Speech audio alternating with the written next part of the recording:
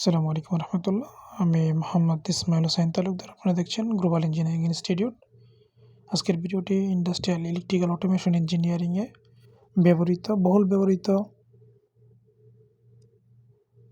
আপনার একটি টাইমার, যেটা আপনার 60 সেকেন্ডের একটি টাইমার। এটি হচ্ছে আপনার অটোমেশন সিস্টেমে আপনার বিভিন্ন প্রজেক্টে ব্যবহৃত হয়।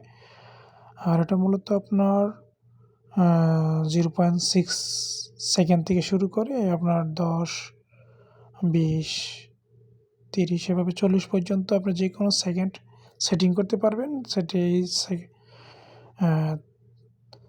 সেটিংয়ের পরে যখন আপনার 10 সেকেন্ড সেটিং করবেন, তখন 10 সেকেন্ড পরে অন্য ডিভাইসটা চালু হবে। হ্যাঁ, এটা হচ্ছে আপনার পাওয়ার সোর্স হচ্ছে আপনার 24 ভোল্ট এসি থেকে, আর হচ্ছে আপনার